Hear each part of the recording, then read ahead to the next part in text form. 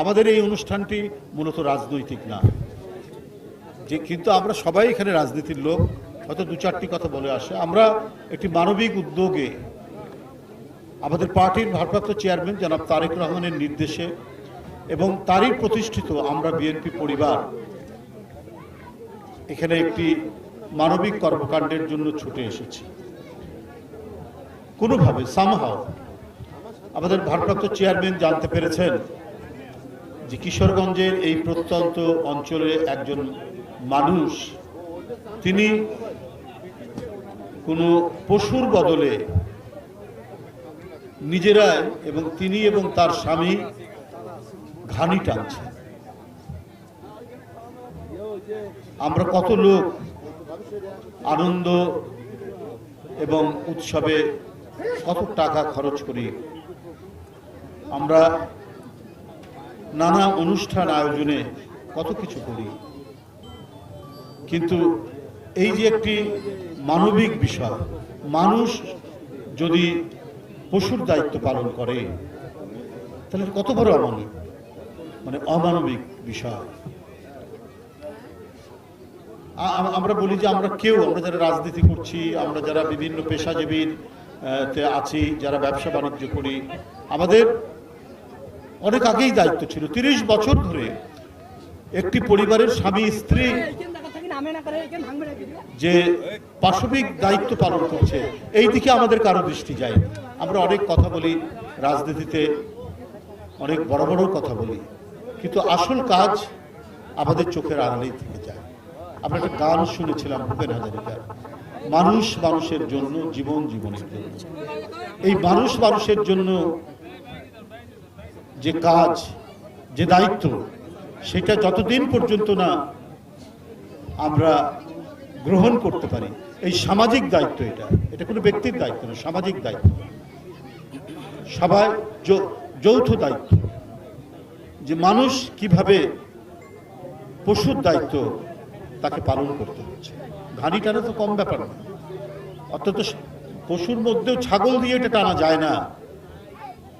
আপনার শক্তিশালী বলদ লাগে, সেখানে স্বামী স্ত্রী দুজনে এই কাজটি করছে। যাই হোক, আমাদের ভারপ্রাপ্ত চেয়ারম্যান এই সংবাদ কেউ আপনাদের মতো কোনো সাংবাদিক কোথাও ছেপেছেন, এটা ওনার চোখে পড়েছে।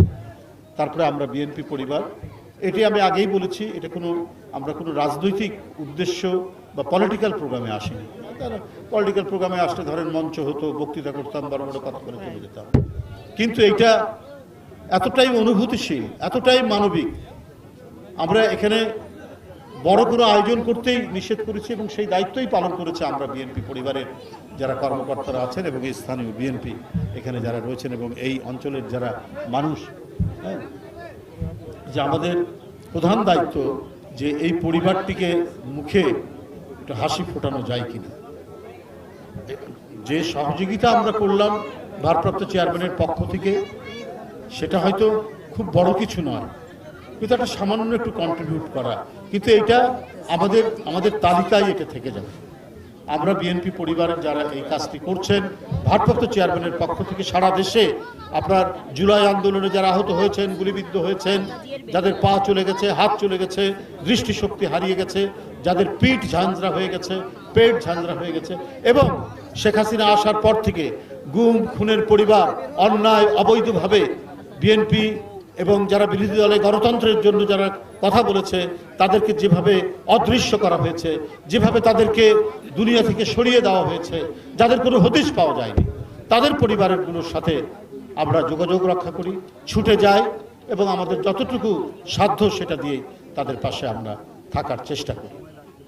বন্ধুরা আমার, আজকে যে দায়িত্বটি পালন করছেন ভারপ্রাপ্ত চেয়ারম্যান আমরা বিএনপি পরিবারের পক্ষ থেকে, আমরা যারা এর সাথে, আমরা সাংগঠনিক দায়িত্বে নয়, এখানে আমাদের সদস্য সচিব মিথুন আছে, আচ্ছা মিথুন আছেন, আমাদের আহ্বায়ক আতিকুর রহমান রুমনও আসতে পারেনি, সে একটা বিশেষ গুরুত্বপূর্ণ কাজে ঢাকায় থেকে গেছে। মূলত সাংগঠনিক দায়িত্বগুলো তারাই পালন করে, তারা এটা পালন করে যাচ্ছে। কিন্তু আমি এই প্রসঙ্গের সাথে খুব প্রাসঙ্গিক, যিনি বলছেন তিনিও এই সরকারের উপদেষ্টা ছিলেন এবং যাদের উদ্দেশ্যে বলছেন তারাও এই সরকারের উপদেষ্টা।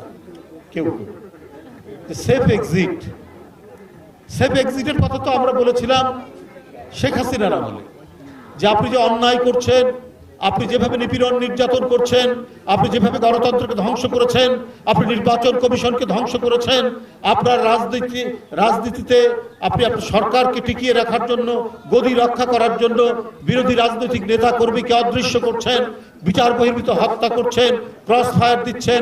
এই নীলফামারীতে আমাদের প্রায় 4-5 জন ছেলেকে এই অঞ্চলের একজন মন্ত্রী ছিলেন, তার নির্দেশে আপনার বিচার বহির্ভূত হত্যা করা হয়েছিল, শুধুমাত্র তারা আন্দোলনে সংগ্রামে গণতন্ত্র ফেরানোর অঙ্গীকার নিয়ে যারা সেদিন আন্দোলন করেছে তাদের লাশ পাওয়া গেছে রাস্তার ধারে, খালের ধারে, নাহলে পুকুরের ধারে। হয়েছে না? এই নীলফামারীতেই তো ঘটনা হয়েছে। একজন মন্ত্রী, যিনি একজন সাংস্কৃতিক ব্যক্তিত্ব, যে আমাদের সাংস্কৃতিক ব্যক্তিত্ব একজন বেবি নাজনীন, তো সে কি কখনো দেখেছেন তাকে যে কোনো অমানবিক কাজকর্ম করতে? আপনি দেখেননি। বা আমাদের যারা বিএনপির নেতৃত্ব যারা আছেন, গফুর ভাই, শাহিন এবং আরও যারা আছেন, তারা দেখেছেন কত বর্ষিয়ান মানুষ, একজন অধ্যাপক মানুষ, তারা বিএনপি এখানে পরিচালনা করে। তারা এই বিএনপির এত দুঃখ, এত যন্ত্রণা, এত নির্যাতন সহ্য করার পরও তারা বিএনপির নেতৃত্ব তারা দিয়ে গেছে, কাজ করে গেছে। কিন্তু আমরা সে সময় বলেছি যে আপনি যে এত অত্যাচার করছেন, আপনি কি আপনার সেফ এক্সিট চিন্তা করে রেখেছেন? এখনো সময় থাকলে একটা সেফ এক্সিট নেন। তো আজকে যিনি বলছেন, তিনিও সরকারের একজন উপদেষ্টা ছিলেন, তো তাকে তো চিন্তা করে বলতে হবে কার সেফ এক্সিটের কথা বলছেন। যদি কোনো ব্যক্তি অন্যায় করে থাকে, সে যদি দুর্নীতি নয় মহা দুর্নীতি করে থাকে, টাকা পাচার করে থাকে, অপরাধ করে থাকে, হত্যাকাণ্ডের সাথে যুক্ত থাকে, তার সেফ এক্সিট দরকার। আপনি তো সরকারের উপদেষ্টা ছিলেন, আপনি বলেন কারা কারা এই ধরনের অন্যায় অপরাধ করেছে, তাদের সেফ এক্সিটের কথা তখন তারাও চিন্তা করবে, জাতীয় চিন্তা করবে। আমরা ডক্টর ইউনূস সাহেবের অন্তর্বর্তীকালীন সরকার, সমস্ত গণতান্ত্রিক রাজনৈতিক দল আমরা সমর্থন করেছি। তিনি একজন গুণী ব্যক্তি, আন্তর্জাতিক খ্যাতিসম্পন্ন ব্যক্তিত্ব, তার নেতৃত্বাধীন সরকার, তারা ভালো কাজ করবে, এটাই আমাদের সবারই কাম্য, সেটাই হয়েছে। যদি এর মধ্যে কোনো উপদেষ্টা করে থাকে বা কয়েকজন উপদেষ্টা করা থাকে, যিনি বলছেন যে সেফ এক্সিট নেওয়ার কথা, তিনিও উপদেষ্টা ছিলেন, তাহলে আপনি তালিকা দিন কারা অপরাধের সাথে জড়িত, কারা টাকা পাচার করছে, কারা দুর্নীতি করছে, কারা অন্যায় করছে, তাহলে সে কথা বলুন আপনি। আমরা তো এই সরকারের প্রতি আস্থা রাখতে চাই যে এই সরকার অন্তর্বর্তীকালীন সরকার, এই সরকার নিরপেক্ষ সরকার, এই সরকার একটি অবাধ সুষ্ঠু নির্বাচন নিশ্চিত করবে এবং তার আগে প্রয়োজনীয় যত সংস্কার, সে সংস্কারের জন্য তিনি কাজ করে দেবেন, সেটা নেতৃত্ব দেবেন। এবং এই সংস্কার নিয়ে বিশদ আলোচনা হচ্ছে, অনেক কমিশন গঠন করা হয়েছে, কমিশন এবং রাজনৈতিক দল তাদের মতামত দিচ্ছেন, তারা কথা বলছেন, এবং এটা নিয়ে আমার মনে হয় যে মানে প্রতিনিয়ত প্রায় সকাল সন্ধ্যা বা রাত্রেও আপনার এগুলো নিয়ে কাজ হচ্ছে। তাহলে আপনি এই সরকারের একজন উপদেষ্টা হওয়ার পরে যখন বলছেন, তাহলে আপনাকে তালিকাটা দেওয়া উচিত। কারণ যদি অন্তরের আলো থাকে, সততার আলো থাকে, তার বিরুদ্ধে হাজার অভিযোগ করেও তার সেফ এক্সিটের দরকার পড়ে না। বেগম খালেদা জিয়ার সেফ এক্সিটের দরকার পড়েনি, কারণ তিনি অন্তরের আলোতে চলেছেন। তার বিরুদ্ধে অনেক মিথ্যা মামলা অভিযোগ করা হয়েছে, কিন্তু এই দেশের মৃত্তিকা, মাটি, এর আলো, জল, বাতাস, পানি, বায়ু, এর মধ্যেই তিনি থাকতে চেয়েছেন, তার সেফ এক্সিটের দরকার পড়েনি। বন্ধুরা আমার, তো আজকে কেন এই সেফ এক্সিটের কথা বলা হচ্ছে? তাহলে কোথায় কি হয়েছে আমরা জানি। আমরা হ্যাঁ, অনেক সমালোচনা আছে, আইন শৃঙ্খলার পরিস্থিতি তেমন উন্নতি হচ্ছে না, তবে উপদেষ্টারা চেষ্টা করছে। আমি এটাও বলবো না যে এটাকে উন্নত করার তারা চেষ্টা করছেন। আপনার অর্থনৈতিক অবস্থা খুব খারাপ, নতুন মানে কর এবং সেই জিডিপি এটা ক্রমাগতভাবে কমছে, কর্মসংস্থান হচ্ছে না, আপনার নতুন নতুন শিল্প কলকারখানা বন্ধ হচ্ছে, এটা ঠিক। কিন্তু আবার অর্থনৈতিক শৃঙ্খলাও অনেকটা নিয়ে এসেছিলেন শেখ হাসিনার আমলের মতো, শুধুই টাকা পাচার আর বড় বড় প্রজেক্ট দেখিয়ে, মেট্রো রেল, তারপর ফ্লাইওভার, উড়াল সেতু, পদ্মা সেতু ইত্যাদি দেখিয়ে প্রায় 28 লক্ষ কোটি টাকা যে পাচার হয়েছে, সে টাকা পাচারের কথা আমরা তো এখন তেমন একটা শুনছি না। বন্ধুরা আবার এইটা মানে আমরা যতটুকু আমরা আগেই বলেছি, এই সরকারের যে বিষয়গুলি সমালোচনা করার মতো নেগেটিভ, সেগুলো আমরা সমালোচনা করব।